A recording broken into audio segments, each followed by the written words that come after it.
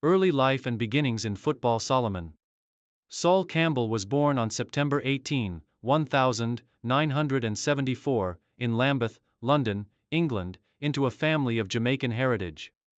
Raised in a working-class area, Campbell's love for football began at an early age, playing with his older brother in the streets and local parks of South London. The young Sol demonstrated remarkable ability and tenacity, which were evident from his early years. His athleticism, coupled with a keen sense of positional awareness and strong physicality, set him apart from his peers. Campbell's talent caught the attention of scouts when he was still a teenager. At the age of 14, he joined the youth academy of Tottenham Hotspur, one of London's most renowned football clubs. Under the guidance of the club's coaching staff, Campbell's skills were further honed, and he quickly rose through the ranks, showcasing his natural ability to play as a central defender or defensive midfielder. His composure on the ball, leadership qualities, and aerial dominance were clear indicators that he had the potential to make it at the top level of English football.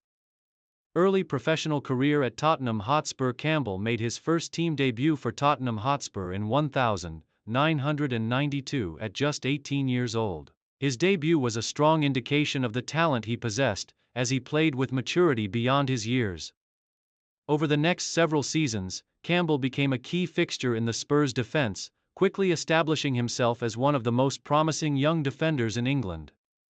He was renowned for his physical attributes, such as his speed, strength, and aerial ability.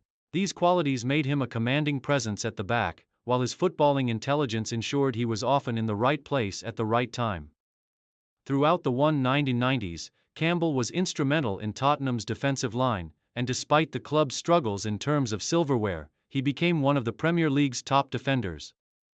Campbell's time at Spurs was marked by individual success. In the 1998-1999 season, he was named Tottenham Hotspur Player of the Year, highlighting his importance to the team. His displays on the pitch made him one of the most coveted defenders in English football, and his performances soon caught the eye of some of the biggest clubs in the country. The controversial move to Arsenal. In 2001, Sol Campbell made the controversial decision to leave Tottenham Hotspur and join Arsenal, one of their North London rivals. The move was significant not only because it was a switch between two bitter rivals but also because Campbell was one of the top defenders in the Premier League at the time. His decision was met with considerable backlash from Tottenham supporters, who felt betrayed by his move to a rival club.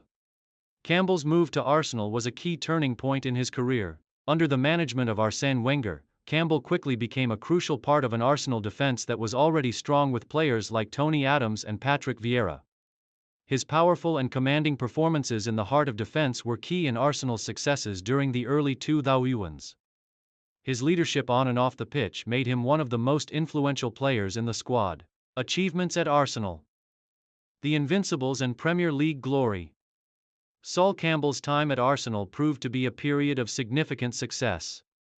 One of the most notable highlights came in the 2003-2004 season, when Campbell played an integral part in Arsenal's invincible season, where the club went the entire Premier League campaign unbeaten.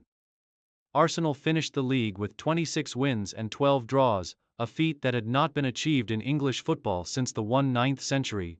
Campbell's presence in defense, alongside Kolo Touré and Ashley Cole, was pivotal to the team's success, with the defense conceding just 26 goals throughout the season.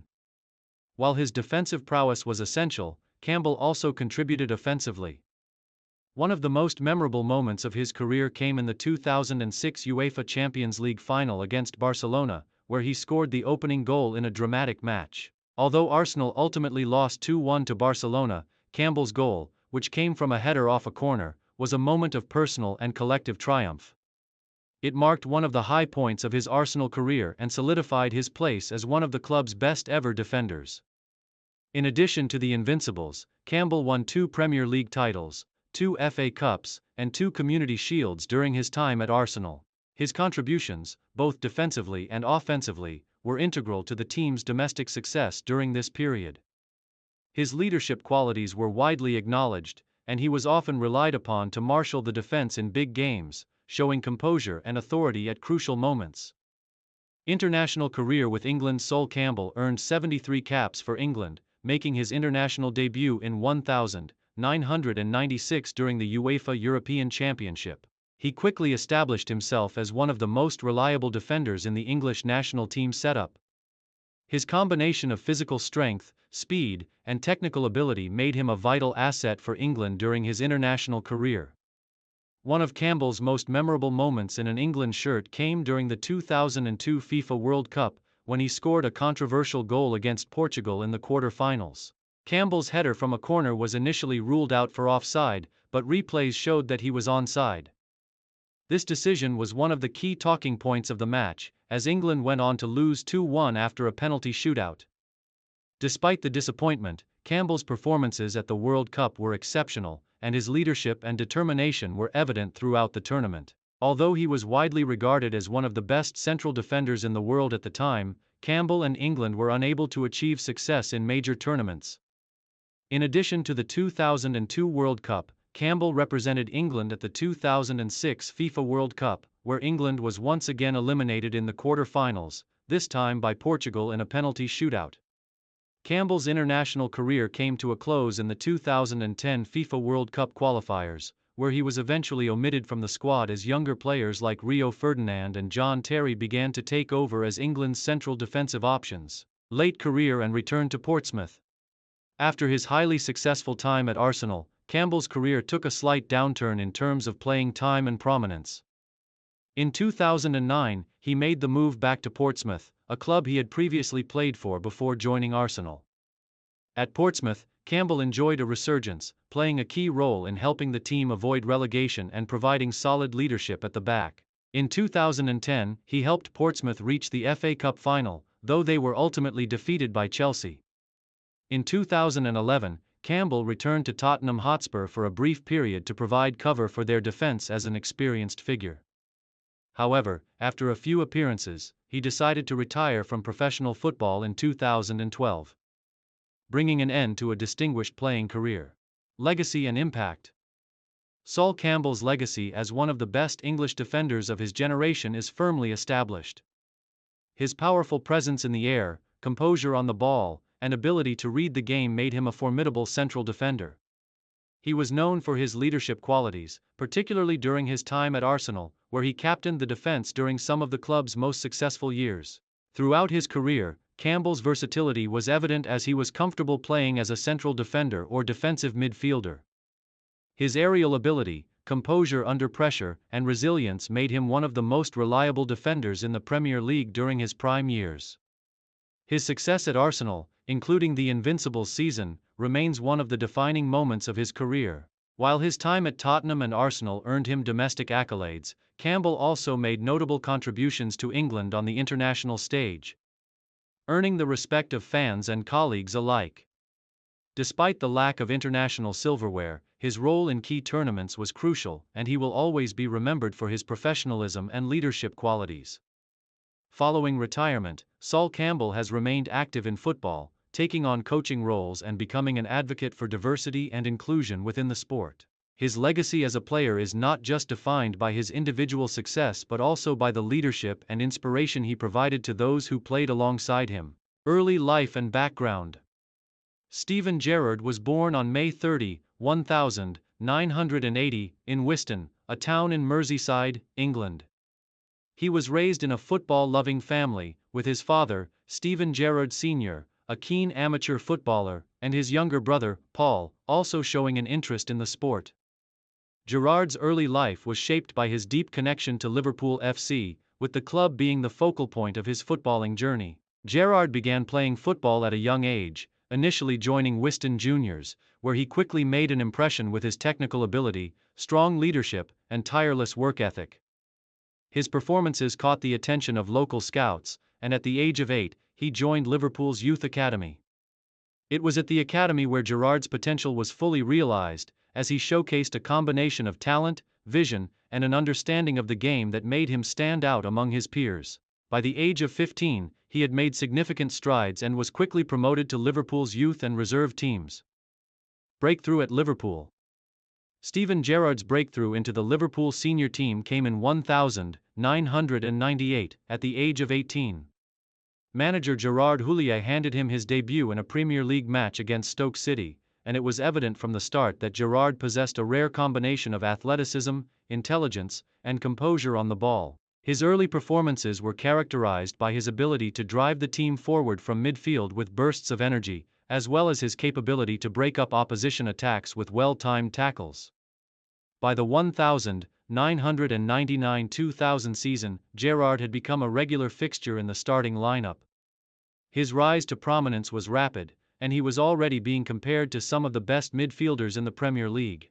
The 2000-2001 season saw Gerrard cement his place in the Liverpool squad, helping the team win multiple trophies, including the UEFA Cup, FA Cup, and League Cup, making him a key contributor to the club's success during that period.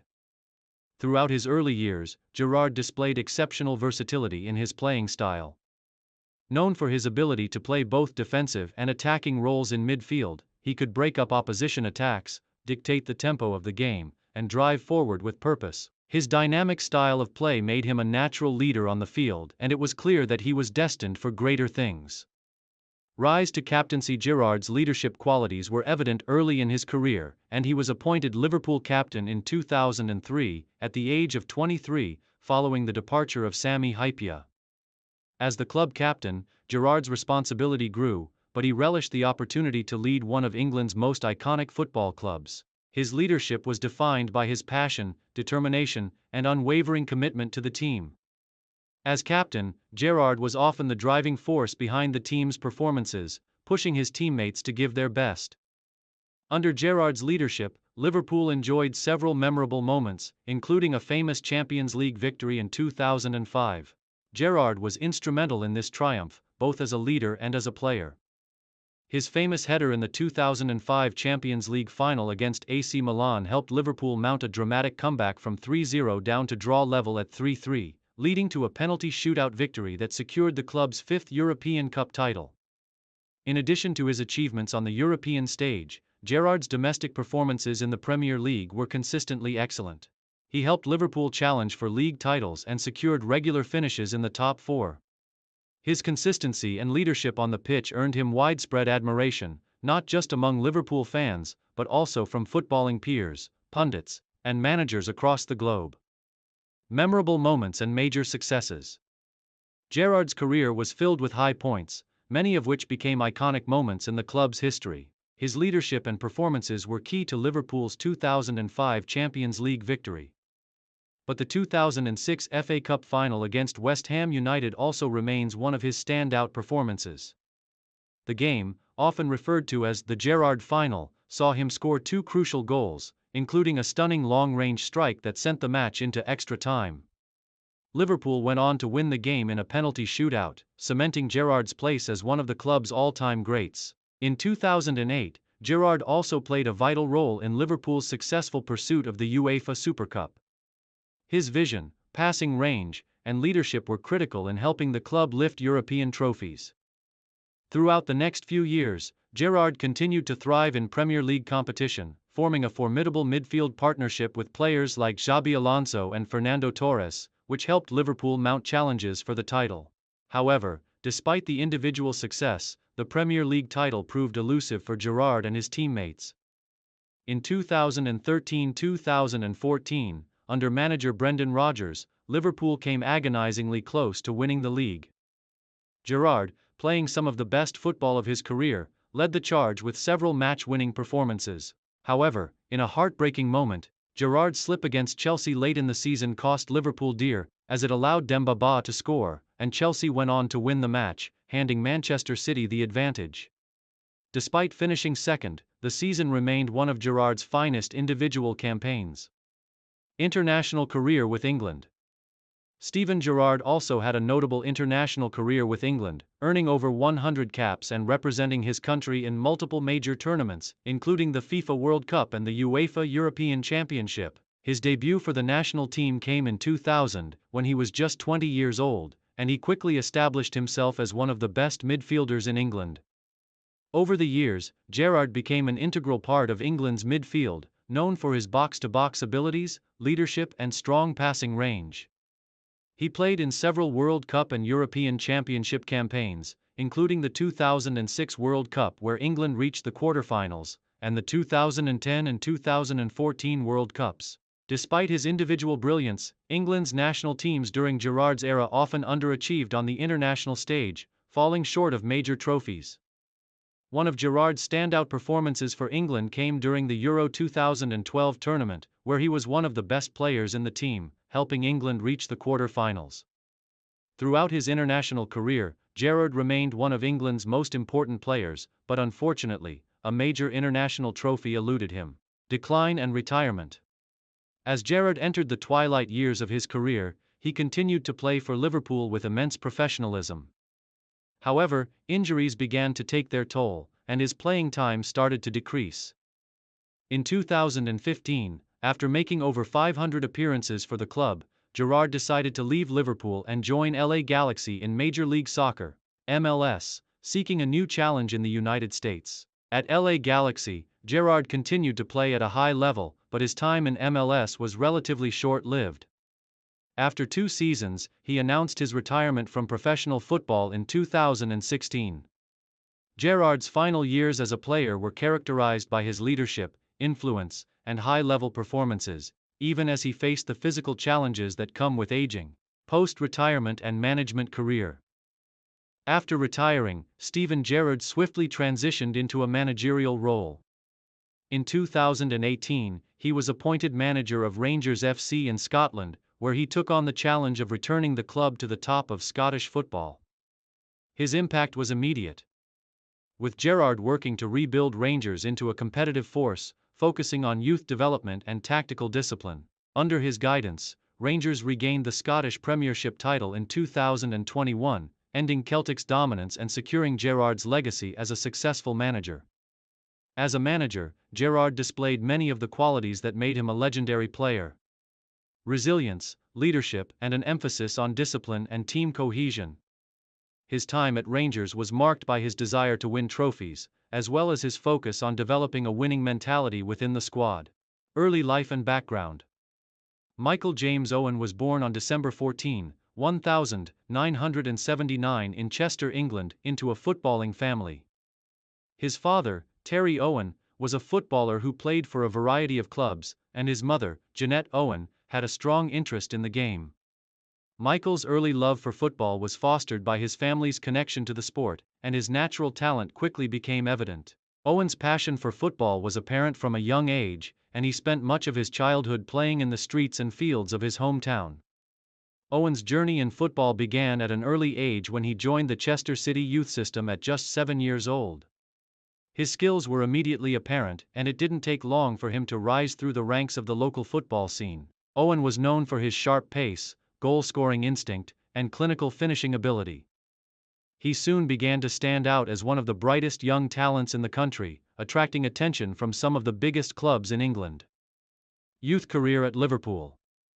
Owen's career truly took off when he joined Liverpool's youth academy at the age of 12 in 1991. His arrival at Anfield marked the beginning of a journey that would see him become one of the most celebrated footballers in English history. At Liverpool, Owen quickly impressed coaches with his speed, vision, and predatory nature in front of goal. By the age of 16, he was already playing for the club's reserves and showing signs of becoming a first-team regular. His breakthrough moment came in 1997 when, at just 17 years old, he made his first-team debut for Liverpool in a match against Wimbledon. Owen's pace, technique, and sharp footballing brain immediately caught the eye, and his potential was clear to see. He scored his first-ever senior goal for Liverpool later that year in a League Cup tie against Wimbledon, a sign of things to come. Emergence as a prolific striker. Owen's first full season in the Premier League came in 1997-1998, and it was during this season that he truly began to make his mark. He scored 18 goals in the league and finished as Liverpool's top scorer, despite his young age. His ability to read the game, coupled with his blistering pace and clinical finishing, made him one of the most exciting players in English football at the time. The partnership he formed with Robbie Fowler, one of Liverpool's other star strikers, was an exciting one, and the two players' attacking link-up play became a key feature of Liverpool's style of play. Owen's performances during the 1997-1998 998 season earned him his first call-up to the England national team, making his debut at the age of 18 in a match against Chile. His first international goal came shortly afterward in a friendly against Mexico, making him one of the youngest players to score for England. As the years went on, Owen continued to develop into one of the Premier League's most feared strikers. He formed a deadly partnership with Michael Heskey and continued to rack up goals for both club and country. In 2001, Owen's performances were rewarded with the prestigious Ballon d'Or, which he won after a standout year in which he scored consistently for Liverpool and England. He became only the third English player to win the award, following in the footsteps of Stanley Matthews and Bobby Charlton. Success at Liverpool. Owen's time at Liverpool was marked by considerable success, both individually and as a team player. He was a key member of a team that, under manager Gerard Houllier, won multiple domestic trophies. In 2001, Liverpool won an incredible treble: the FA Cup, the League Cup, and the UEFA Cup. Owen played an instrumental role in Liverpool's success during this period, scoring goals in important matches and becoming one of the club's most important players. In 2001, Owen's goal-scoring ability was on full display as he bagged a memorable hat-trick against Germany in a World Cup qualifier at Wembley Stadium. This performance solidified his reputation as one of the most talented young players in the world and showcased his ability to deliver on the international stage. Owen's ability to score goals in a variety of ways, from clinical finishes to long-range strikes, made him a versatile forward, capable of adapting to different styles of play. By the time he left Liverpool in 2004, Owen had scored 158 goals in 297 appearances for the club. He had established himself as one of the club's greatest ever players, and his reputation as a world-class striker was firmly cemented. Although his time at Liverpool was filled with both personal and team successes, Owen felt that it was time for a new challenge, leading to his move away from the club. Move to Real Madrid and challenges abroad. In 2004, Owen made a high-profile move to Real Madrid for a reported fee of €8 million. The move to the Spanish Giants was seen as a major step in his career, as he joined a team filled with world-class players, including Zinedine Zidane, Raúl, and Roberto Carlos. However, his time at Real Madrid was not as successful as he had hoped. Owen struggled to break into the starting eleven, often finding himself competing with players like Raúl, Roberto Soldado, and Fernando Morientes for a place in the team. Despite this, Owen still managed to score regularly, finishing the season with 13 goals in 36 appearances in all competitions. Although he did well in terms of goal scoring, Owen's time at Real Madrid was marred by a lack of consistent playing time, and in 2005, after just one season in Spain, he made the decision to return to England. Return to the Premier League. Newcastle United. In 2005, Owen returned to the Premier League, joining Newcastle United for a transfer fee of £16.8 million. His move to Newcastle was viewed as an opportunity for him to reignite his career in familiar surroundings. However, his time at St. James Park was characterized by a series of injuries that hindered his ability to perform at the highest level.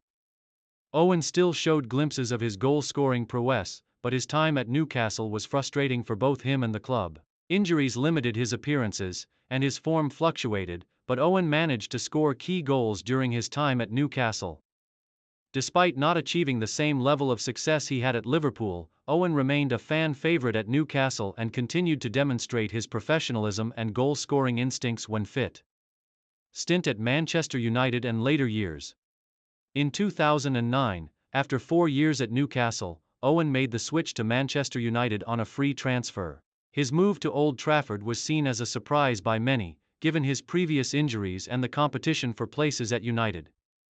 However, Owen proved his worth in a limited role, scoring crucial goals, including a memorable last-minute winner in a Premier League match against Manchester City in 2009.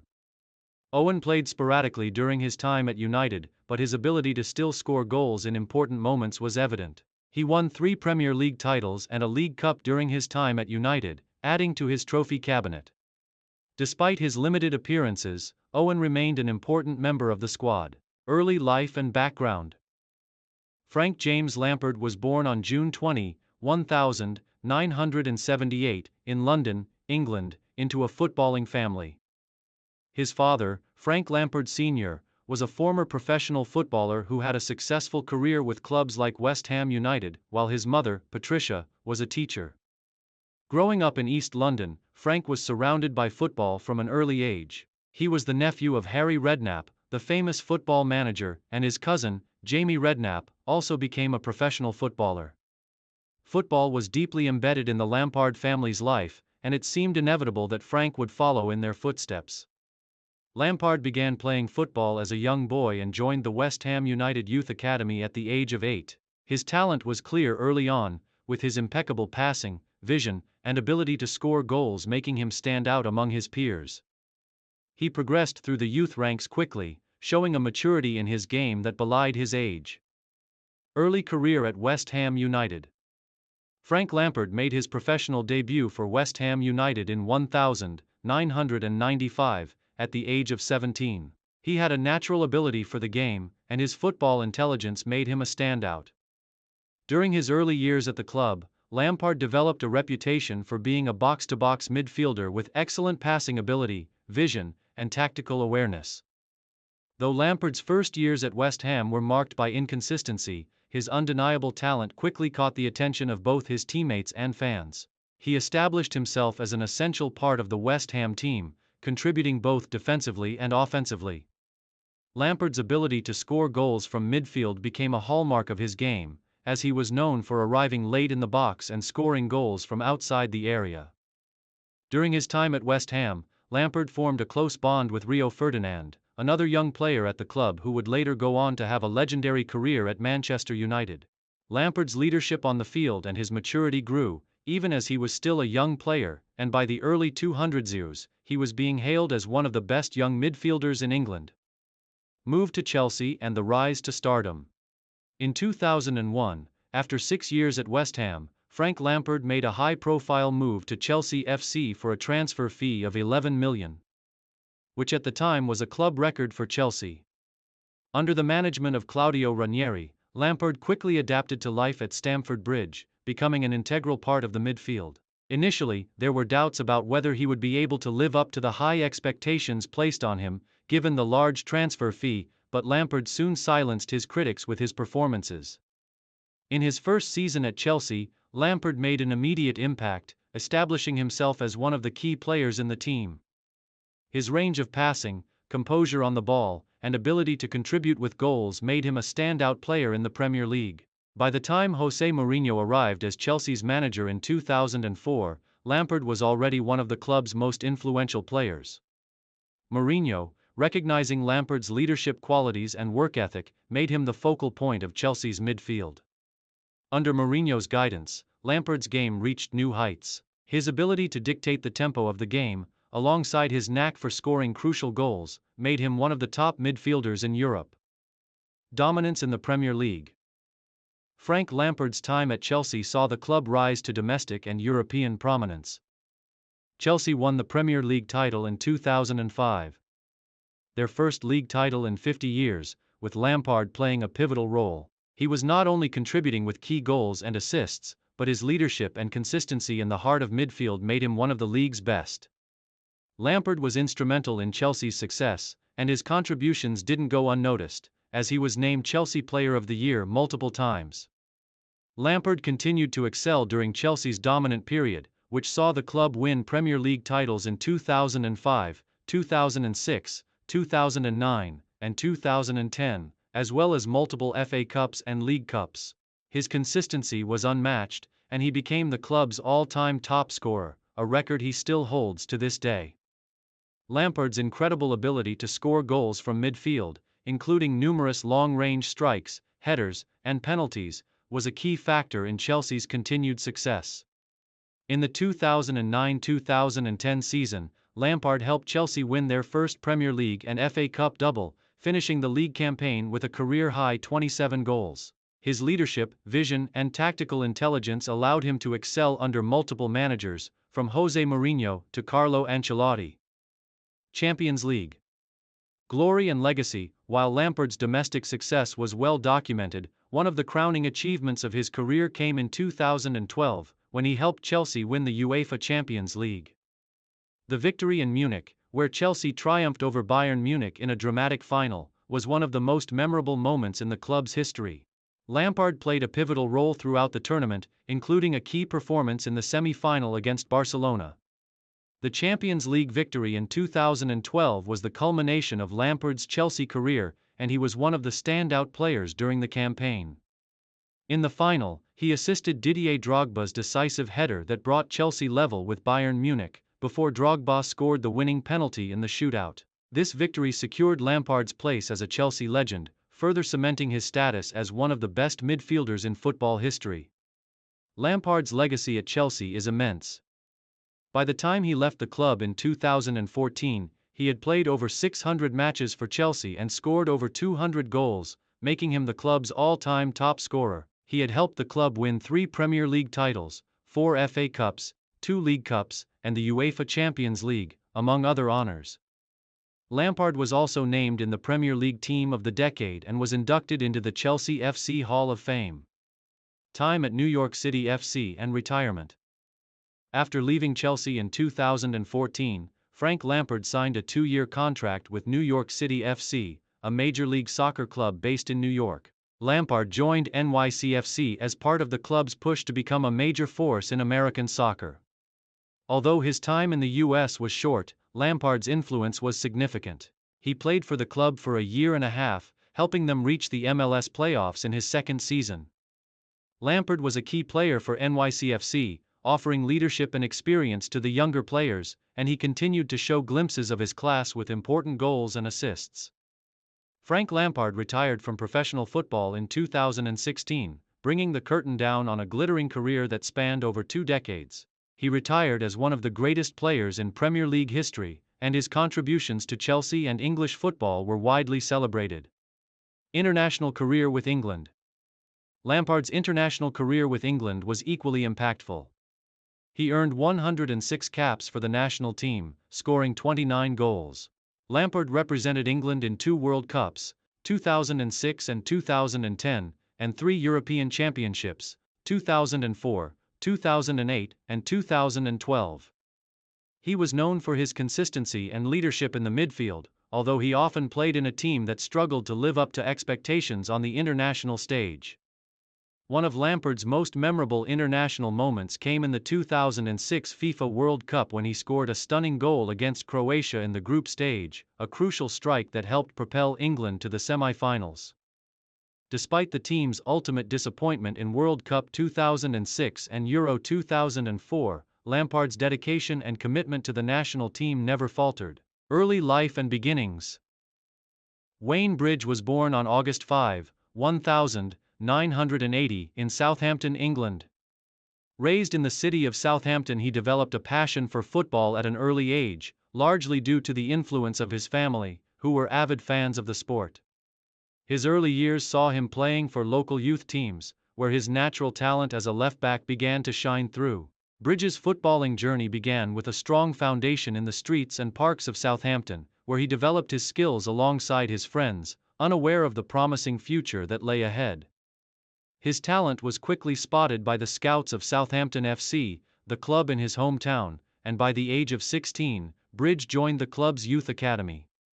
His ability to play both defensively and going forward, combined with his pace and technical ability, caught the attention of the club's coaching staff. Over the next few years, he developed into one of the brightest prospects in English football. His time in Southampton's youth ranks allowed him to learn the fundamentals of the game while simultaneously fostering a sense of discipline and professionalism.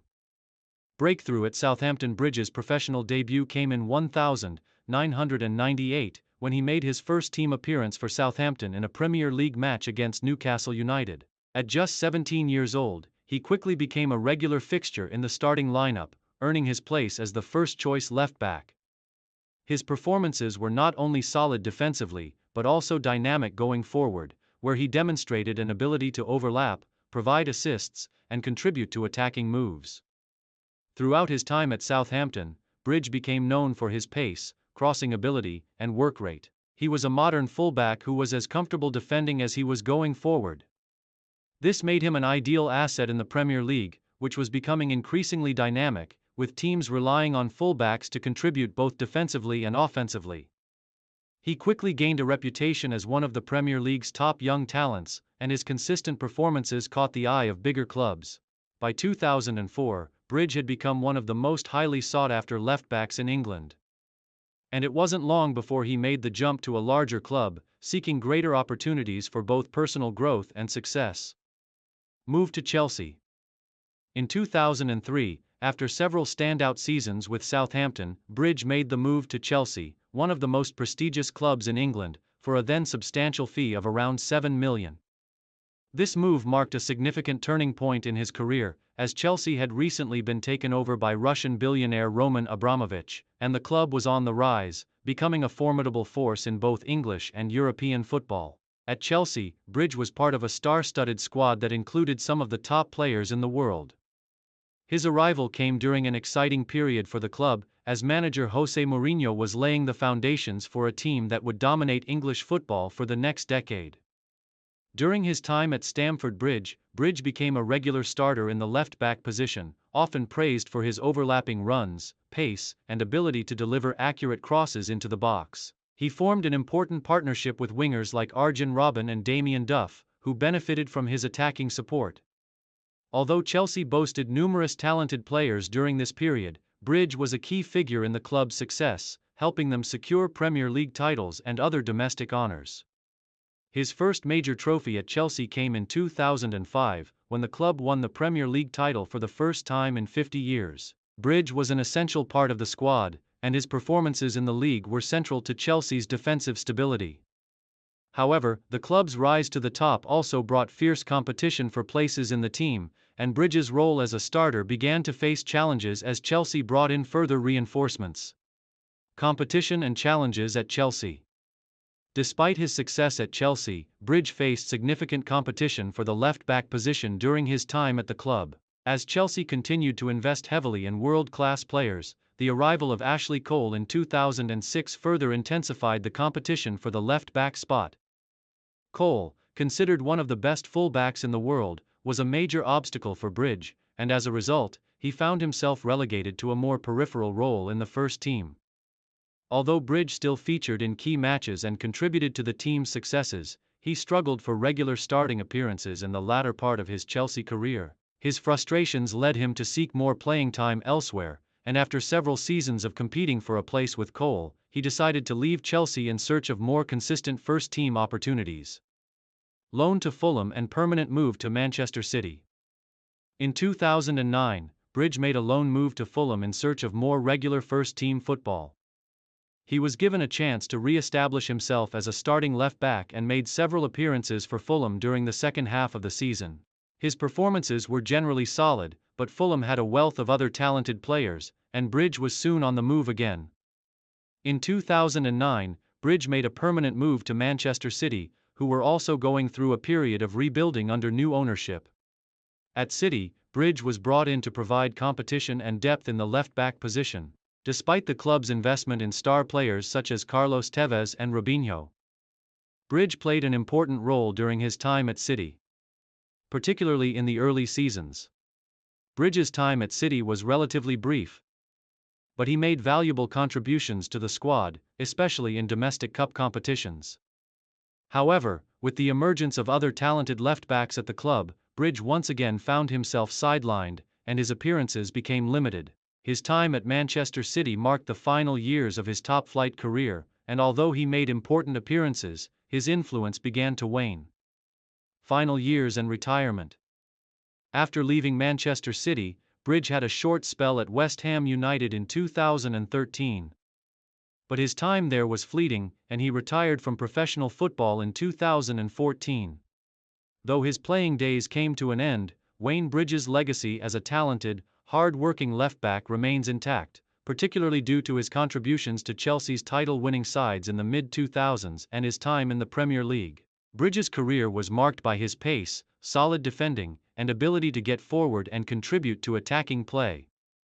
While injuries and competition from other top players occasionally limited his impact, Bridge's consistency, leadership, and professionalism made him a respected figure throughout his career. International career. Bridge earned 36 caps for the England national team during his career, making his debut in 2002. He played in key international competitions, including the 2004 UEFA European Championship and the 2006 FIFA World Cup. His performances for the national team were generally well regarded, as he was often the first-choice left-back during his peak years. However, Bridges' international career became complicated in the late 2000s.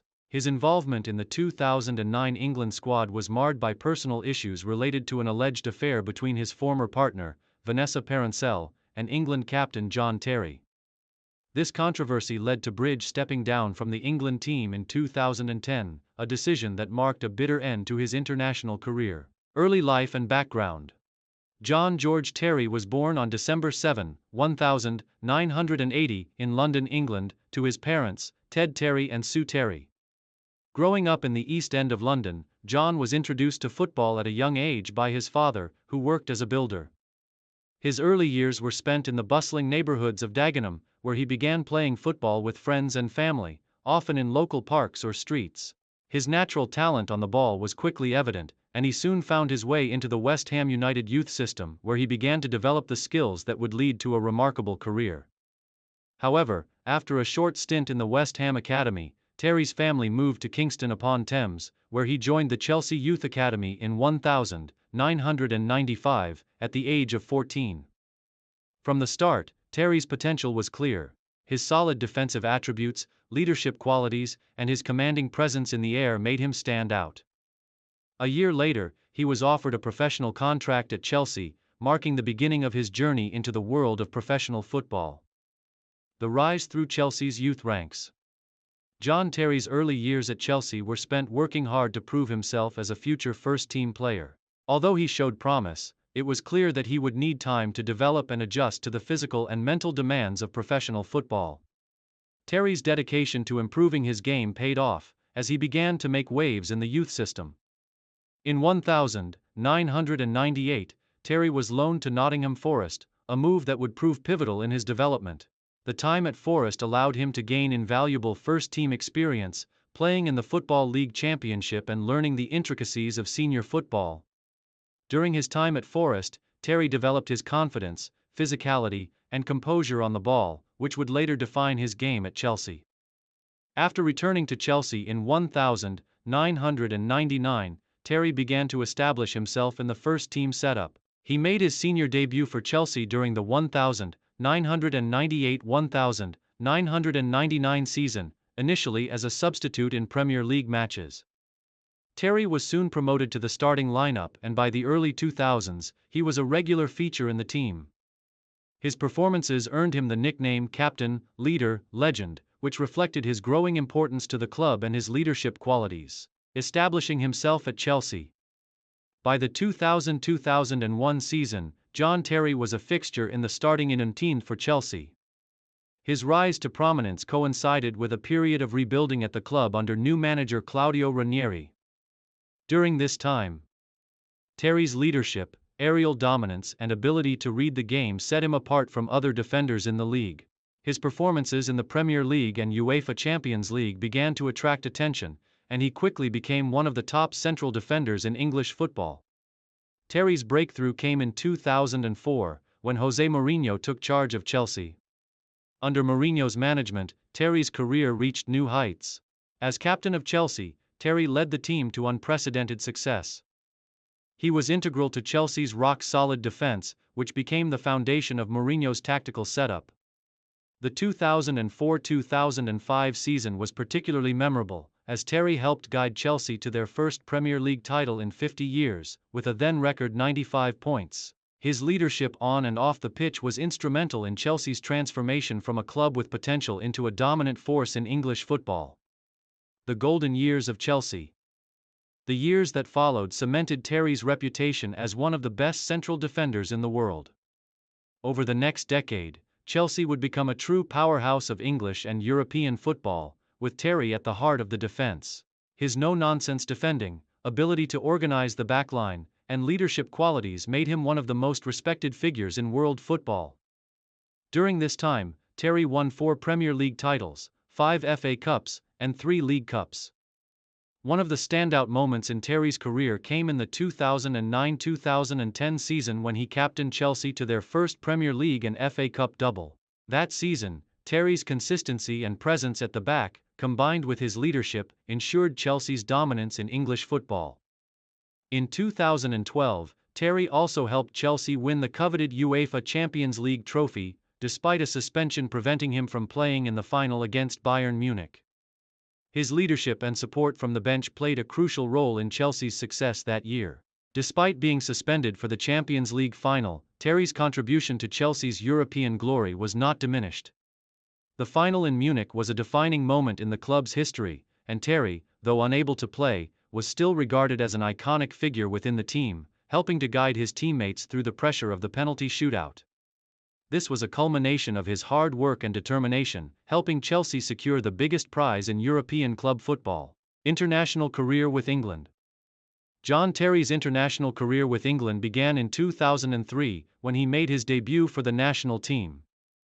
As with his club career, Terry quickly established himself as a cornerstone of the defense. His performances for England were consistently strong, and he was widely regarded as one of the best central defenders in the world during his peak.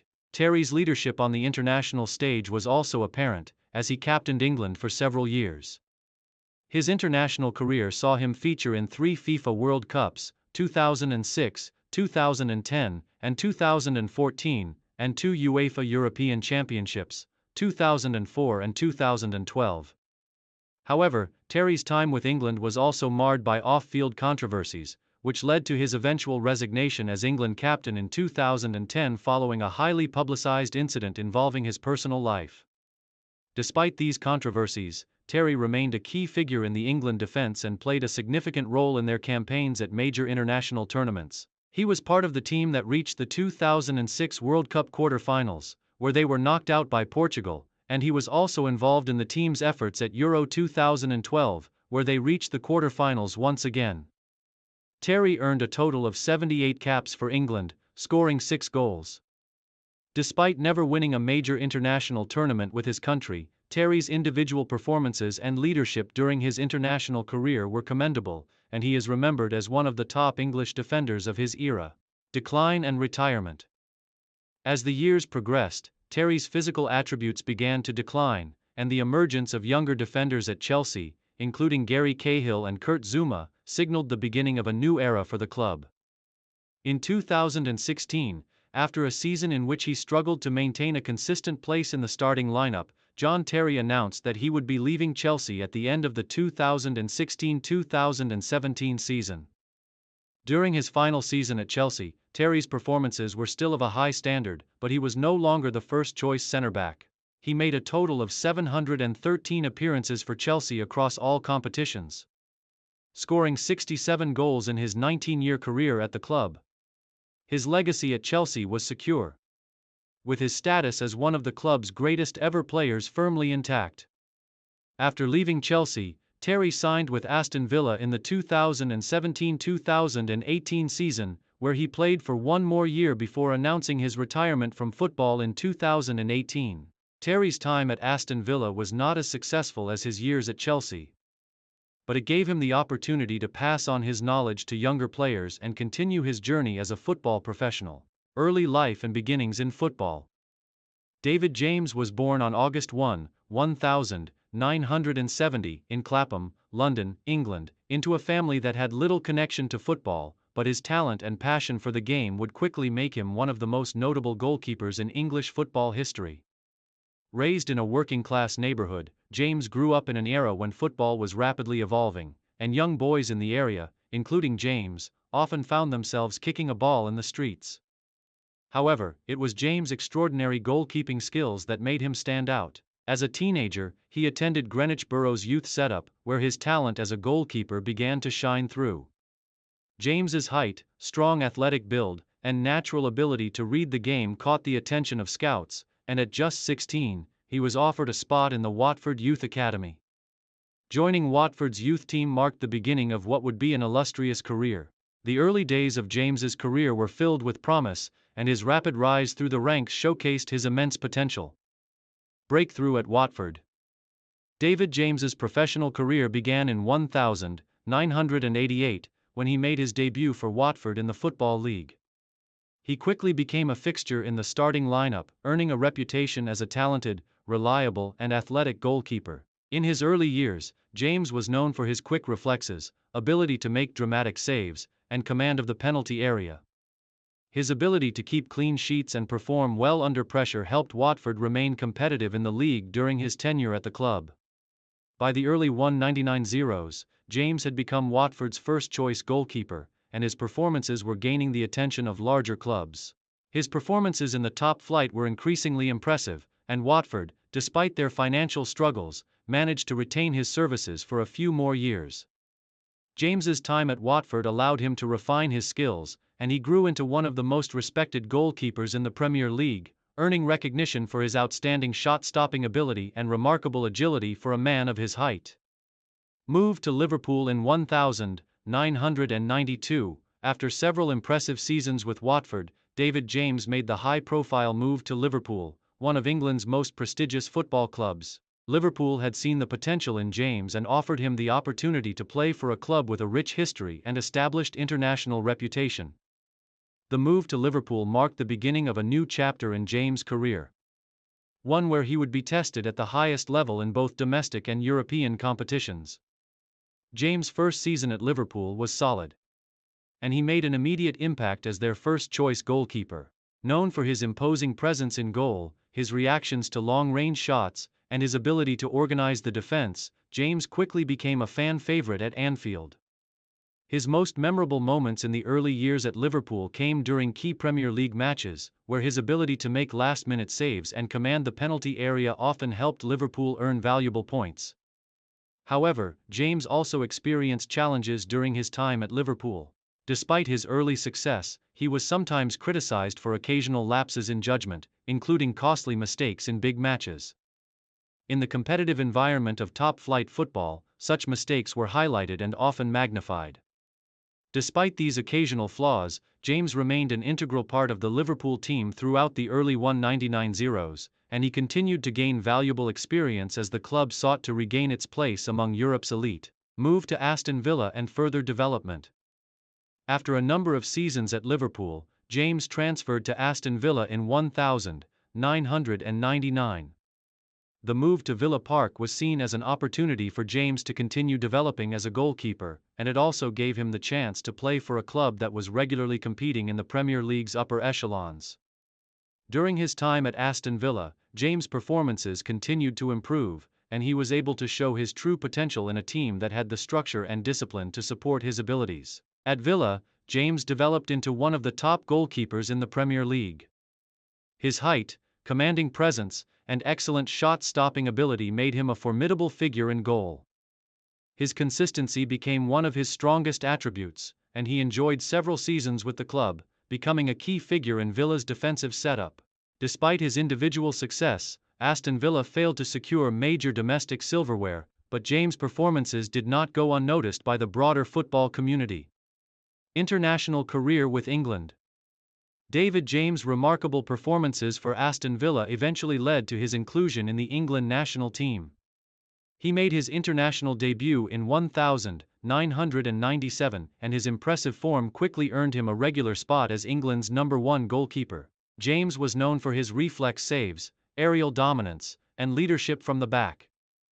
He became a consistent presence in the England squad, appearing in key international tournaments, including the UEFA Euro 2000, the 2002 FIFA World Cup, and the 2006 FIFA World Cup. His time with the England team was mixed in terms of success, as he was often under pressure to deliver at the highest level, and despite his talent, England's failure to win a major international trophy in the 2000s meant that James's international career was frequently scrutinized. In particular, James's performance in the 2006 FIFA World Cup is remembered for his strong performances, as he played a pivotal role in helping England reach the quarter-finals. However, England's failure to progress past the quarter-finals, combined with internal competition for the #1 spot, meant that James's time in the England team was always competitive and not without challenges. Despite these challenges, James earned 53 caps for England over his career and remains one of the most capped goalkeepers in English football history. His leadership and experience were invaluable, and he continued to play for the national team until 2009. Return to Portsmouth and success. In 2006, David James joined Portsmouth, where he enjoyed a renaissance in his career. The move to the South Coast proved to be one of the most successful periods of his career. At Portsmouth, James was not only the first-choice goalkeeper but also a leader on and off the pitch. His consistent performances helped Portsmouth rise in the Premier League, and in 2008, he played a key role in helping the club win the FA Cup, Portsmouth's first major trophy in nearly 60 years. James' role in Portsmouth's FA Cup victory was pivotal, as he made crucial saves during the tournament, particularly in the final against Cardiff City, where Portsmouth won 1-0. His leadership and reliability were key factors in Portsmouth's success, and he became a beloved figure among the club's supporters. The FA Cup triumph solidified James's place in the annals of Premier League goalkeepers and showcased his ability to perform in high-pressure situations. Final years and retirement. David James's career began to wind down in the 2010s. After leaving Portsmouth in 2010, he joined Bristol City, where he continued to play for a few more seasons. Despite his advancing age, James remained a reliable presence between the sticks, known for his experience, leadership, and professionalism. He continued to make crucial saves and helped guide Bristol City through challenging league seasons. James officially retired from professional football in 2014 after a career spanning over 2 decades. His retirement marked the end of a remarkable playing career, one that had seen him play for some of the most well-known clubs in England and represent his country at international tournaments. Early life and background. Rio Gavin Ferdinand was born on November 7, 1978 in King's College Hospital, London, England. Raised in the Peckham area, Rio was part of a family with a strong footballing background. His father, Julian Ferdinand, was a former amateur footballer, and his mother, Janet, was a hard-working and supportive figure in his life. Growing up in South London, Rio, along with his younger brother Anton Ferdinand, was immersed in a vibrant community of football enthusiasts, and football became the core focus of their childhood. Ferdinand's talent was apparent from an early age, and by the age of 9, he was spotted by scouts from several football academies.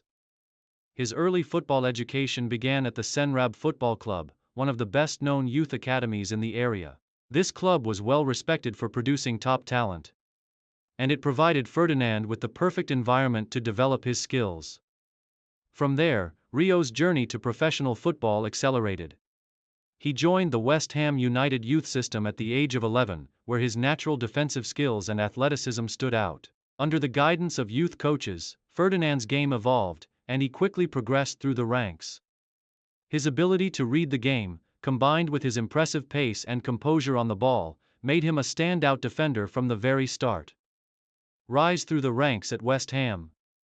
Ferdinand's breakthrough came in 1996 when he made his Premier League debut for West Ham United at the age of 18. His debut season was an eye-opener, as the young defender displayed the maturity of someone much older. His physical presence, technical ability, and distribution were rare for a central defender, and it didn't take long for him to become a regular starter for West Ham. By 1997, Ferdinand was a key part of West Ham's defense, and his performances began attracting attention from top clubs in the Premier League. His time at West Ham was formative, as he honed his skills in a competitive environment, learning from experienced professionals around him. He was part of the team that secured a 7th-place finish in the Premier League during the 1998-1999 season. But it was Ferdinand's individual performances that continued to turn heads. His intelligence on the pitch, ability to play out from the back, and leadership qualities set him apart from other defenders in his age group. As his reputation grew, Ferdinand earned a call-up to the England national team in 1997 for a friendly match against Mexico, at the age of just 19. Although he did not feature in that match, it was clear that Ferdinand was on the radar of national team managers. Transfer to Leeds United and further development. In 2000, Rio Ferdinand made a significant move to Leeds United for a then British record transfer fee of £18 million, a sum that reflected his potential and the high regard in which he was held. Leeds had just qualified for the UEFA Champions League and were looking to strengthen their squad to compete on the European stage. Ferdinand made an immediate impact at Elland Road, helping the team qualify for the Champions League knockout stages during his first season at the club. During his time at Leeds, Ferdinand developed into one of the most coveted defenders in Europe.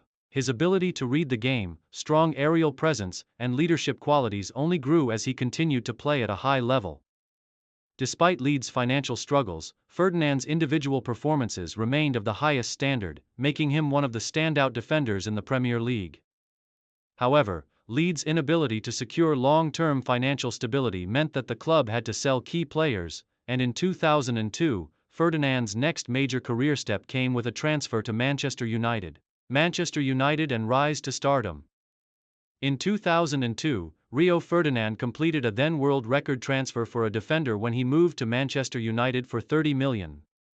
The transfer was a statement of intent from United manager Sir Alex Ferguson, who saw Ferdinand as the future of the club's defence. At United, Ferdinand was reunited with his former England teammate David Beckham, and quickly became a key player in a side that had won several Premier League titles during the early 2000s. Under Ferguson's tutelage, Ferdinand's game flourished. Alongside the veteran Gary Neville, Ryan Giggs, and Paul Scholes, Ferdinand became part of a dominant Manchester United team. His partnership with Nemanja Vidic at the heart of the defence became one of the most formidable in Europe, with Ferdinand's composure and intelligence complementing Vidic's physicality and aggressiveness. Ferdinand's first full season at United saw him claim his first Premier League title in 2003-2004. Over the next few years, United continued to dominate English football, and Ferdinand was an integral part of their success. His ability to organize the defense, combined with his exceptional passing range and leadership, made him one of the most reliable centre-backs in world football. Ferdinand's international reputation grew in tandem with Manchester United's success, and he was a central figure in United's numerous domestic and international achievements. His defensive partnerships with Vidic, as well as his ability to score crucial goals and contribute in attack, made Ferdinand a complete modern centre-back. In 2008, Ferdinand helped United secure the UEFA Champions League title, his first European Cup, in a memorable final against Chelsea. Ferdinand would go on to win a total of 6 Premier League titles, 2 League Cups, and 1 Champions League during his time at Manchester United, cementing his legacy as one of the best defenders of his generation. England career and international honours. Ferdinand's international career with England began in earnest in 1997 when he earned his first cap. Over the next 12 years, Ferdinand would become one of the most important players in the national team. His combination of athleticism, composure, and ability to organize the defense made him a key figure in England's attempts to challenge for major international trophies. One of Ferdinand's most memorable performances for England came during the 2006 FIFA World Cup in Germany. He was a key player in the team's defense, which helped England reach the quarter-finals. In 2010, Ferdinand was named England's captain for a period, but his international career was marred by injury setbacks, which kept him from fully participating in key tournaments. Despite these setbacks, Ferdinand remained a fixture of the England squad, earning 81 caps over the course of his international career. He represented his country in 3 World Cups, 2002, 2006, and 2010, and 2 UEFA European Championships, 2004 and 2012. But England's failure to secure major international trophies meant that Ferdinand's international career was often seen as one of unfulfilled potential. Later years and retirement. As Rio Ferdinand approached his 30s, his playing time at Manchester United became more limited. Injuries began to take their toll, and in 2014, after 12 years at Manchester United, Ferdinand left the club to join Queen's Park Rangers on a free transfer. His time at QPR was brief, and after 1 season, he announced his retirement from professional football in 2015. Ferdinand's retirement marked the end of an illustrious playing career. His legacy as one of the greatest centre-backs of his generation is firmly established, with his combination of defensive solidity, composure on the ball, and leadership qualities making him a standout figure in the Premier League. Post-retirement and media career. Following his retirement, Rio Ferdinand moved into the media world, becoming a pundit and analyst for BT Sport, as well as engaging in various charity and media projects. His insightful commentary and deep understanding of the game made him a popular figure in football analysis. Ferdinand's popularity and presence were also strengthened by his documentary work and his continued involvement in charity work, particularly focusing on youth development and mental health awareness. In addition to his media career, Ferdinand also pursued a business venture, co-owning a property company and a fitness company. His post-retirement career has seen him become a prominent voice in football commentary, contributing to discussions on player development, coaching, and social issues related to football. Early life and youth career. Joe Cole was born on November 8, 1981, in London, England. He grew up in a working-class family in the suburbs of London, where his love for football was nurtured from a young age. His father, George Cole, was a sports enthusiast, and his mother, Jacqueline, supported his early sporting endeavors. Growing up in the heart of a multicultural city, Joe was surrounded by diverse footballing influences, fueling his passion for the game. Joe's early talent for football became apparent as a child, and by the age of 7, he joined the Charlton Athletic Youth System, where he began to hone his skills. From an early age, it was clear that Joe possessed not only extraordinary technical ability, but also an innate understanding of the game. His style of play was marked by his balance, creativity, and vision, attributes that set him apart from his peers. Cole's rapid development in Charlton's academy made him a highly regarded prospect, and it wasn't long before larger clubs took notice of his talent. Rise through the ranks at West Ham United. At the age of 13, Joe Cole made a significant move in his career, signing for West Ham United's youth system. Known for producing some of the finest young talents in English football, West Ham offered the perfect platform for Cole to develop his skills. It was here that he refined his game under the guidance of the club's coaches, and he quickly became one of the most highly anticipated prospects in English football. Cole's performances for West Ham's youth teams were nothing short of spectacular, and it was clear that he had the potential to make a major impact in the first team. He made his debut for the club in 1999 at just 17 years old, in a Premier League match against Tottenham Hotspur. His performance in that game, filled with confidence and flair, earned him a place in the starting lineup for future matches. By his second season with the first team, Cole had become a regular in the West Ham squad. In 2001, he showcased his technical brilliance and playmaking ability, contributing goals and assists in the league. His dribbling, creativity, and flair made him one of the most exciting young talents in the Premier League. Although West Ham did not enjoy the same level of success as some of the bigger clubs, Joe's performances remained a highlight for the Hammers fans, and he began to attract attention from some of the top clubs in England. Move to Chelsea. A new chapter. In 2003, after establishing himself as one of the Premier League's brightest young stars, Joe Cole made a high-profile move to Chelsea for a reported transfer fee of £6.6 million. The move came at a time when Chelsea was undergoing a period of transformation, backed by new owner Roman Abramovich, and the club was aiming to compete at the highest level both domestically and in Europe. At Chelsea, Cole joined a squad filled with talent, including the likes of Frank Lampard, Didier Drogba, and John Terry, under the management of Jose Mourinho. His early years at Stamford Bridge saw him adapt to a more competitive environment, where the expectations were higher than at West Ham. However, Cole was quick to impress, becoming a key player in Mourinho's first team. In his early seasons at Chelsea, Joe Cole flourished. His dynamic and skillful play, combined with his ability to score crucial goals, made him an invaluable asset to the team. Cole's most memorable performance came in the 2005 FA Cup final, where he scored a stunning solo goal against Manchester United, a moment that will forever be etched in Chelsea's history.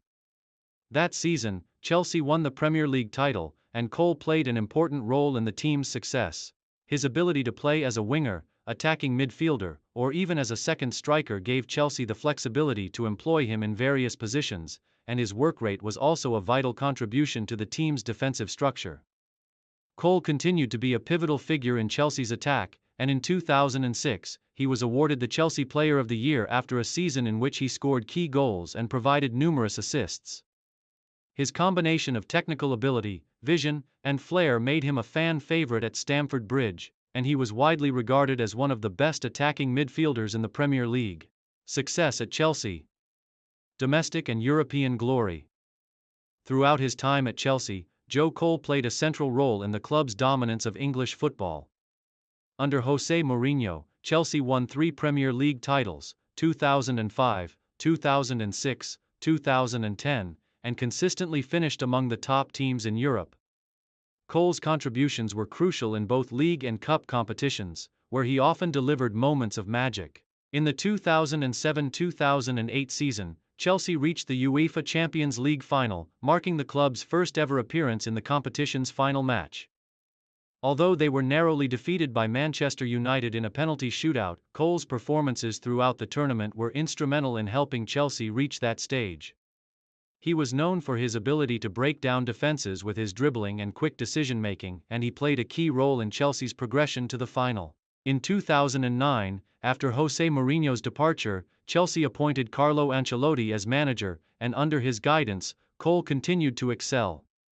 In the 2009-2010 season, Cole helped Chelsea win their first FA Cup and Premier League double, a feat that cemented his place in Chelsea's history. Despite stiff competition for places in a star-studded team, Cole remained a key figure in Ancelotti's plans. By the end of his Chelsea career in 2010, Cole had won 3 Premier League titles, 2 FA Cups, and numerous other domestic and European honors. His technical ability, versatility, and commitment to the team made him one of the club's standout players during one of the most successful periods in its history.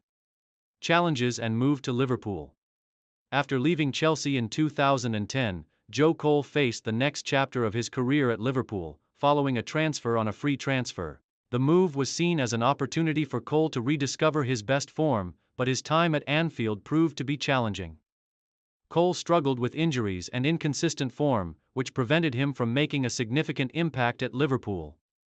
While he showed glimpses of his skill, he could not recapture the same level of consistency that he had at Chelsea. During his time at Liverpool, Cole was loaned out to several clubs, including France's Lille OSC in 2011, where he enjoyed a much more productive spell, contributing to Lille's success in Ligue 1. At Lille, Cole rediscovered his form and was part of a team that challenged for the title and competed in European competitions. This revival of his form was a reminder of the talent that he possessed during his prime years. Later career and retirement. After his stint at Liverpool, Cole had further spells at West Ham United and in the Indian Super League, where he played for ATK and later retired in 2018. At West Ham, he had a brief return, where he continued to contribute in a more senior role, mentoring the younger players while still displaying his trademark creativity. Following his retirement, Cole turned his attention to coaching and media work, frequently appearing as a pundit on television and radio, providing insightful commentary on football. He also took part in charity work and developed an interest in various business ventures. His expertise in attacking play and his unique perspective as a former player made him a valued voice in football media. Early life and background. Wayne Mark Rooney was born on October 24, 1985, in Liverpool, England, into a working-class family. Growing up in the suburb of Croxteth, Rooney was introduced to football at an early age by his father, Thomas Rooney, a passionate football fan, and his mother, Jeanette Rooney. He had 2 younger brothers, Graham and John, and from a young age, Wayne was determined to make a name for himself in football. He grew up playing football in the streets of his neighborhood, and his natural talent quickly became apparent. Rooney's early exposure to football began at Croxteth Boys Club, where his raw talent caught the attention of local scouts. His energy, strength, and technical ability on the ball made him a standout player, and he was quickly recruited into the youth system of Everton FC, one of Liverpool's top clubs. He joined their youth academy at the age of 9, and it wasn't long before he was making waves as one of the brightest prospects in English football. Youth career at Everton. Rooney's journey through the Everton Academy was marked by rapid progression.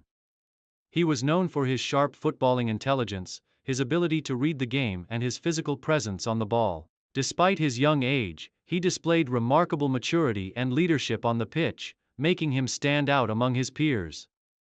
Rooney's ability to score goals was immediately evident, and his performances at the youth level were impressive. At just 15 years old, Rooney made his professional debut for Everton's first team in a match against Tottenham Hotspur in 2002. It was a historic moment, as Rooney became the youngest ever goalscorer in the history of the Premier League, netting a dramatic last-minute winner against Arsenal in 2002. This goal was a turning point in his career, and it immediately caught the attention of football fans and pundits around the world. The goal showcased his raw talent and instinct for finding the back of the net, qualities that would come to define his playing style throughout his career. By the age of 16, Rooney had already established himself as a key player for Everton and was widely regarded as one of the best young talents in English football. Moved to Manchester United and early success in 2004, at the age of 18, Rooney made a high-profile move to Manchester United for a transfer fee of £25.6 million, a British record at the time for a teenager. The move marked the beginning of what would become a legendary career at one of the world's biggest clubs. Under the management of Sir Alex Ferguson, Rooney was immediately thrust into the spotlight as one of the most promising young players in the world. Rooney's first season at Manchester United was nothing short of remarkable. In his debut season, he scored 17 goals in all competitions, quickly becoming one of the most prolific strikers in the Premier League. His combination of strength, pace, and technical ability made him a constant threat on the field. Alongside established stars like Cristiano Ronaldo, Ryan Giggs, and Paul Scholes, Rooney formed part of an attacking unit that was feared across Europe. In his early years at Manchester United, Rooney won a number of domestic trophies, including the Premier League, FA Cup, and League Cup. His performances in these competitions were consistently strong, and he developed into a versatile forward capable of playing in a variety of attacking roles. Whether as a central striker or in a deeper position, Rooney's work rate, vision, and ability to score goals were key attributes that helped Manchester United achieve success. The golden years at Manchester United. From 2005 to 2010, Rooney's career reached new heights.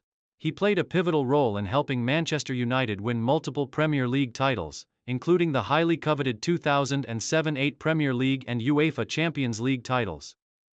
In the 2007-2008 season, Rooney formed a dynamic partnership with Cristiano Ronaldo, whose dazzling performances complemented Rooney's relentless work ethic and goal-scoring ability. The combination of these two players, along with the creative influence of Wayne Rooney and other teammates, helped Manchester United win their third European Cup in 2008. Rooney's impact on the field was significant. He became known for his ability to score crucial goals in key moments, and his tenacity made him a fan favorite. In the 2007-2008 Champions League final against Chelsea, Rooney played a pivotal role, assisting Cristiano Ronaldo's header in the first half, and he also helped secure the penalty shootout win after the match ended 1-1 after extra time. This victory marked a high point in Rooney's career, as it cemented his place as one of the top players in Europe. In addition to his performances in Europe, Rooney continued to excel in domestic competitions. His explosive performances in the Premier League earned him numerous individual accolades, including being named the PFA Player of the Year in 2009. His versatility allowed him to adapt to different attacking roles, whether playing as a striker, a support forward, or as a deeper playmaker. Leadership and maturity at Manchester United. In 2014, Wayne Rooney was appointed the captain of Manchester United, following the retirement of Nemanja Vidic and Ryan Giggs. Under new manager Louis van Gaal, Rooney took on a more prominent leadership role, guiding the team both on and off the pitch. His maturity as a player was evident, and he became a talisman for the club, often leading by example with his relentless attitude and desire to win. Although his goal-scoring numbers began to dip slightly in the later years of his career at Manchester United, Rooney's contributions to the team were still invaluable. He became the club's all-time top scorer in 2017, surpassing Sir Bobby Charlton's long-standing record of 249 goals. This achievement marked the culmination of a decade-long journey at Old Trafford, where Rooney had scored goals, won trophies, and became one of Manchester United's greatest ever players. During his time as Manchester United captain, Rooney led the team to a FA Cup victory in 2016, as well as the UEFA Europa League and League Cup titles. Despite challenges, including injuries and changes in management, Rooney's passion for the game and commitment to the club never wavered. He remained an influential figure in the dressing room and on the field. Moved to Everton and returned to roots. In 2017, after 13 years at Manchester United, Rooney made a return to Everton. His departure from Manchester United marked the end of an era, but his return to Goodison Park was a symbolic homecoming. It was at Everton that Rooney had started his career, and his return was greeted with great excitement by Everton supporters. Despite being in the twilight years of his career, Rooney still showcased his footballing intelligence and leadership, contributing with goals and assists in both the Premier League and the FA Cup. During his time at Everton, Rooney rediscovered his love for playing regularly. He also took on a mentoring role for the younger players at the club, including the promising young talents of Tom Davies and Dominic Calvert-Lewin. Rooney's final season in the Premier League was a testament to his enduring quality, and while he no longer possessed the explosive pace and power of his youth, his vision, experience, and ability to find the back of the net remained sharp. Early life and background. David Robert Joseph Beckham was born on May 2, 1975, in Leytonstone, East London, England. He was the son of Ted Beckham, an electronics engineer, and Sandra Beckham, a hairdresser. David's passion for football began early, growing up in a football-obsessed family. His father, who was a keen amateur footballer, played a major role in cultivating David's love for the sport. Beckham was also influenced by his mother's background in hairdressing, which later played a role in shaping his off-field image as a style icon. Beckham's early years were spent in the East End of London, where he played street football with his friends. As a child, he supported Tottenham Hotspur, his local club, but his talent was soon recognized, and he joined the famous Bobby Charlton soccer schools at the age of 11. His early footballing years were spent honing his technical skills, particularly his ability to strike the ball with precision. At the age of 14, Beckham moved to Manchester, where he joined the Manchester United Youth Academy. He showed remarkable promise, and his exceptional technique, vision, and ability to deliver pinpoint crosses made him stand out. His time at the academy allowed him to refine his game, and it didn't take long before he was offered a professional contract with Manchester United. The rise at Manchester United. David Beckham's breakthrough into the first team came during the 1994-1995 season, when he was just 19 years old. His early days at Manchester United coincided with the club's golden era under manager Sir Alex Ferguson. Beckham initially made his mark with the reserve team, where he impressed with his excellent free kicks and consistent performances. His first team debut came in 1995 in a League Cup match, and it was clear from the outset that he had a special talent. The real turning point came during the 1996-1997 season, when Beckham became a key player for Manchester United. His exceptional set-piece delivery, particularly his ability to take free kicks and deliver dangerous crosses, quickly made him a fan favorite. Beckham played an integral role in the team's Premier League and FA Cup successes, with his pinpoint crosses and dangerous free kicks becoming a trademark of his style. Beckham's rise to superstardom was propelled by his outstanding performances, including a 1996 FA Cup goal against Wimbledon that became a defining moment in his career. His ability to bend the ball with precision earned him recognition as one of the most talented footballers of his generation. Beckham's success at Manchester United reached new heights during the late 1990s and early 2000s, with the club winning multiple Premier League titles and cups, the 1999 treble and international glory. The 1998-1999 season was arguably the pinnacle of David Beckham's career at Manchester United. Under Sir Alex Ferguson, United achieved the historic treble, winning the Premier League, FA Cup, and UEFA Champions League in the same season. Beckham was a central figure in this success, with his contributions both in the domestic league and on the European stage being pivotal. His famous free kick against Juventus in the Champions League semi-finals was a standout moment in the treble-winning campaign. While his performances at the club level were exceptional, Beckham's international career with England was equally significant. Beckham made his debut for the England national team in 1996 and quickly became a mainstay in the side. He was part of the team that reached the 1998 FIFA World Cup in France, and despite England's disappointing exit, Beckham's performances continued to impress. However, it was during the 2002 FIFA World Cup that Beckham truly established himself as a national hero. He famously scored a last-minute penalty against Greece in the qualification match, securing England's place in the World Cup. At the tournament itself, Beckham's leadership and performances were crucial, helping England to reach the quarter-finals, though they were eliminated by Brazil. Real Madrid and the Galacticos era. In 2003, Beckham made a high-profile move from Manchester United to Real Madrid for a transfer fee of £25 million, at the time one of the most expensive in football history.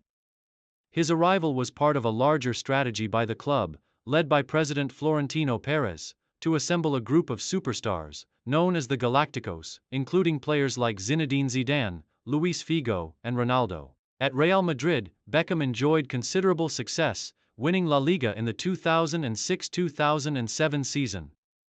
However, despite his individual success, the club struggled to maintain the same dominance in Europe as they had in the past. Beckham's time in Spain was marked by his excellent passing range, work rate, and his ability to deliver dangerous set pieces. However, Beckham's role at Real Madrid also became contentious. In 2006, new manager Fabio Capello initially left Beckham out of the squad, a move that generated significant media attention. Beckham responded with characteristic professionalism, working his way back into the team and ultimately helping lead the club to another La Liga title. His resilience in the face of adversity and his continued excellence on the field won over even the harshest critics. LA Galaxy and the MLS Revolution.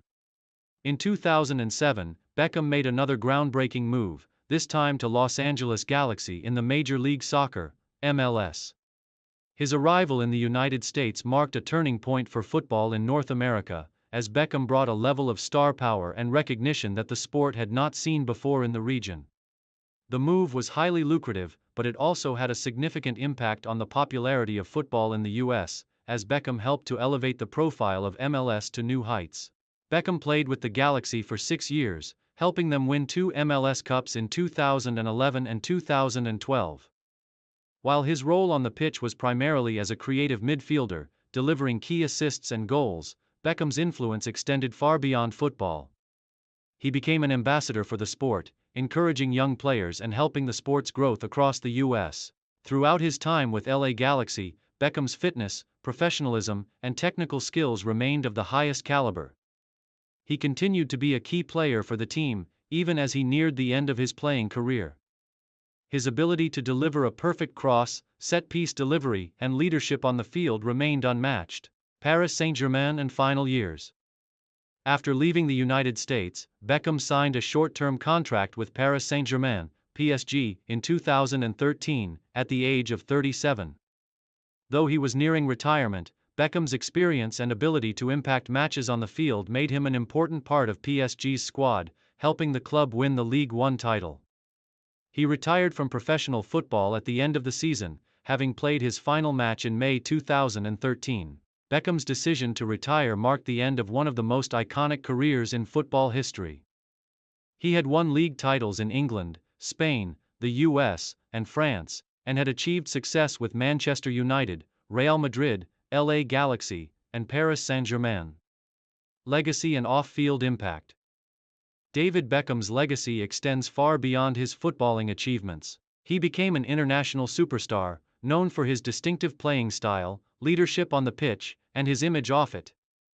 Beckham's personal brand became one of the most valuable in the world, and he used his fame to support various charitable causes, including his role as a UNICEF ambassador. Beckham was a fashion icon and a key figure in the world of advertising. His marriage to Victoria Beckham, a member of the Spice Girls, only amplified their status as one of the most famous couples in the world.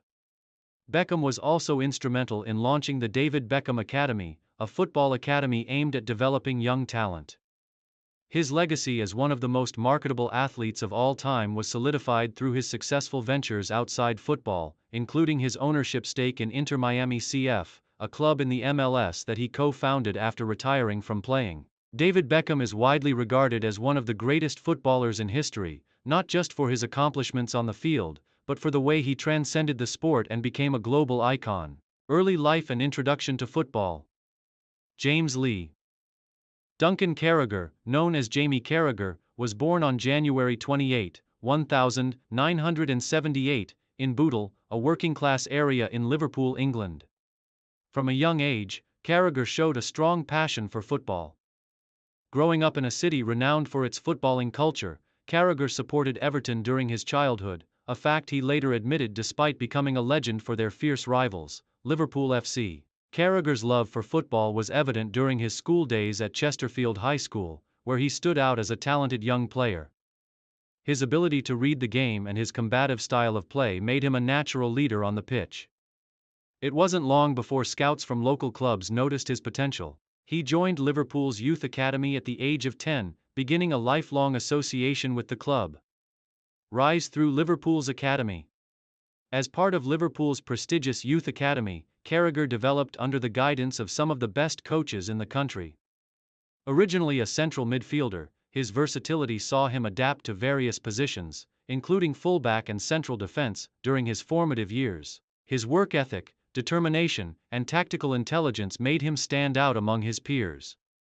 In 1996, Carragher was part of the Liverpool side that won the FA Youth Cup, a victory that underlined his and his teammates' potential. He signed his first professional contract with Liverpool shortly after and continued to work hard to earn a spot in the senior squad. Professional debut and early years. Carragher made his first team debut on January 8, 1997, in a League Cup match against Middlesbrough. His Premier League debut followed later that season, and he quickly established himself as a reliable and hard-working player. Initially, Carragher was deployed in various positions, including defensive midfield and fullback, as managers sought to utilize his adaptability. The late 1990s were a challenging period for Liverpool, as the club struggled to recapture the glory of its dominant years in the 1970s and 1980s. However, Carragher's consistent performances earned him the trust of his teammates and the respect of the fans. His no-nonsense defending and commitment to the team's cause made him a favorite among the Kop faithful, establishing himself as a defensive leader. Under the management of Gerard Houllier, Carragher became a key figure in Liverpool's defense. Houllier often praised his tactical awareness and willingness to put his body on the line for the team.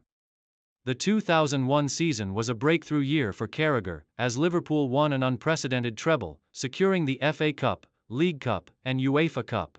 Carragher played a vital role in these successes, often deployed as a left-back or right-back.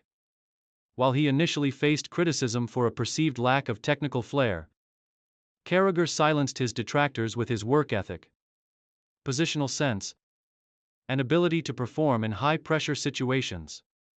As Liverpool transitioned into the mid-2000s, Carragher became the backbone of the defense, forming a formidable partnership with Sami Hyypiä.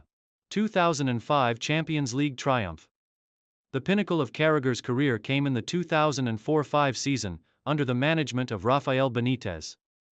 Liverpool's run in the UEFA Champions League culminated in the famous final against AC Milan in Istanbul. Despite being 3-0 down at halftime, Liverpool staged one of the greatest comebacks in football history, drawing 3-3 and ultimately winning on penalties. Carragher's performance in the final was nothing short of heroic.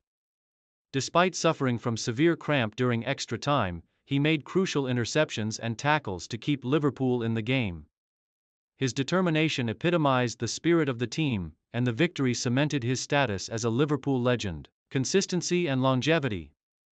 Over the next several years, Carragher remained an ever-present figure in Liverpool's defense.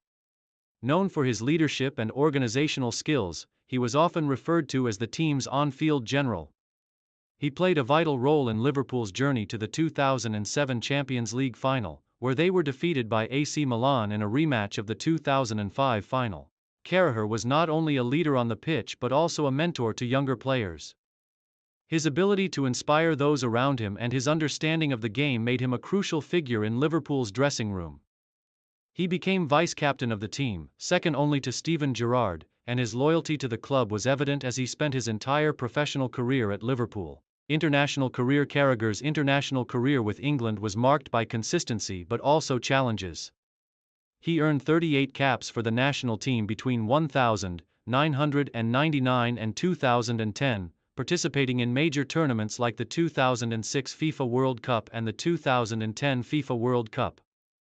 However, Carragher often found himself behind players like John Terry and Rio Ferdinand in the pecking order for central defense. After initially retiring from international football in 2007, Carragher was persuaded by Fabio Capello to return for the 2010 World Cup.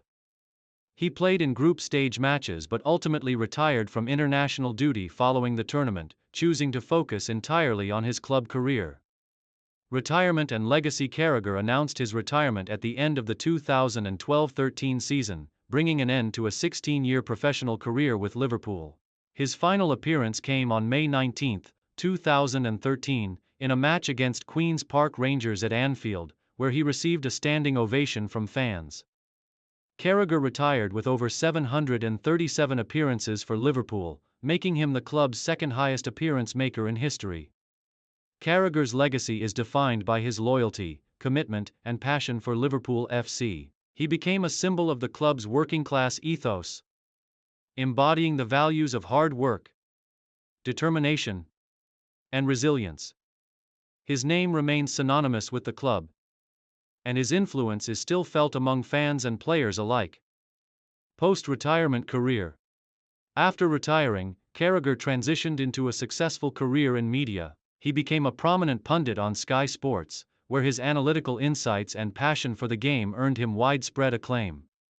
Known for his engaging debates with former rival Gary Neville, Carragher's presence on television has solidified his reputation as one of the most knowledgeable voices in football. In addition to his punditry work, Carragher has been involved in various charitable endeavors, including the establishment of the 23 Foundation, which supports underprivileged children in Merseyside. His commitment to giving back to his community underscores his character both on and off the pitch. Personal life. Carragher married his childhood sweetheart, Nicola Hart, and the couple has 2 children.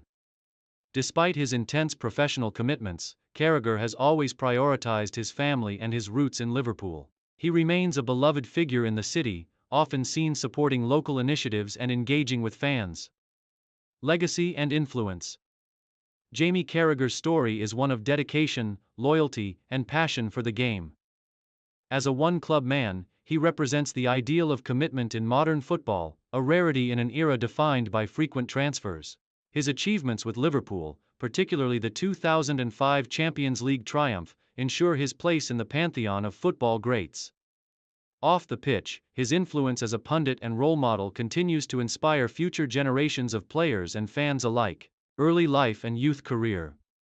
Ashley Cole was born on December 20, 1980, in Stepney, East London, England. Raised in a working-class family, Cole's early life was marked by a deep passion for football, which was nurtured from a young age. His father, Ronald Cole, worked as a truck driver, and his mother, Sue Cole, was a childcare assistant. Growing up in a multicultural area, Cole was exposed to diverse cultures, and football became his main outlet for expression. From an early age, Cole demonstrated a natural flair for the sport, which led him to join the youth teams at Arsenal FC. He joined the club's youth academy at the age of 9 and quickly made a name for himself as a gifted player. At Arsenal, Cole was initially seen as a promising winger. But it was his transition to left-back that would define his professional career. Despite his slight frame and smaller stature compared to many other defenders, Cole's pace, technical ability, and intelligence on the pitch soon stood out. Breakthrough at Arsenal. Ashley Cole made his professional debut for Arsenal in 1999, at the age of 18, in a League Cup match against Bristol Rovers. His performances in the youth and reserve teams were quickly recognized, and he was thrust into the first team under Arsène Wenger. Initially, Cole struggled for regular first-team football due to the presence of experienced defenders such as Nigel Winterburn. However, his hard work and determination soon paid off. By 2000, Cole had established himself as a key member of the Arsenal squad. Wenger, known for his ability to nurture young talent, saw in Cole a dynamic left-back who could contribute defensively and offensively.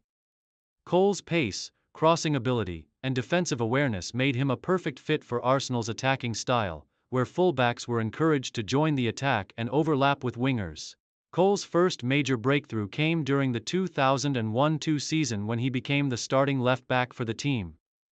That season, Arsenal went on to win the Premier League title, with Cole playing a pivotal role in defense. His ability to neutralize opposition wingers and deliver key assists made him one of the best left-backs in the Premier League, and he quickly gained recognition as one of the top defenders in Europe. Peak years at Arsenal. Throughout the early to mid-2000s, Ashley Cole enjoyed some of the most successful years of his career at Arsenal. During the 2003-04 season, he was a key part of the famous Invincibles team, which went unbeaten throughout the entire Premier League campaign, winning the title. Although Cole was known for his strong defensive qualities, it was his ability to support the attack that set him apart from other defenders. His overlapping runs and precise crosses helped Arsenal become one of the most dangerous teams in Europe. During this period, Cole was involved in several high-profile matches for Arsenal, including FA Cup finals, where he delivered crucial performances. His performances in the 2005 FA Cup final against Manchester United, in which he helped secure a 0-0 draw and later won in a penalty shootout, further solidified his status as one of the best left-backs in the world. His contributions to Arsenal's defensive solidity and attacking play earned him a spot in several PFA Team of the Year selections, and he was regularly compared to the very best in his position worldwide. However, Cole's time at Arsenal was not without controversy. In 2005, following a protracted contract dispute with the club, Cole was involved in a high-profile move to Chelsea. The nature of the transfer, coupled with the animosity between the two clubs at the time, led to a period of friction between Cole and Arsenal fans. Move to Chelsea. In 2006, Ashley Cole completed his move to Chelsea for a transfer fee believed to be around $5 million, making him one of the most expensive left-backs in history at the time.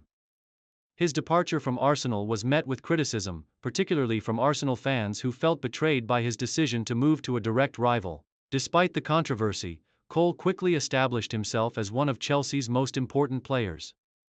At Chelsea, Cole was reunited with former Arsenal teammate William Gallas and played under manager Jose Mourinho.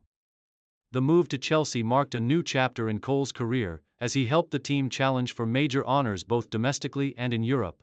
His defensive solidity and consistent performances on the left side of defense made him an integral part of Chelsea's success, contributing to their Premier League titles and FA Cup victories during his time at the club. Cole's tenure at Chelsea was marked by numerous triumphs.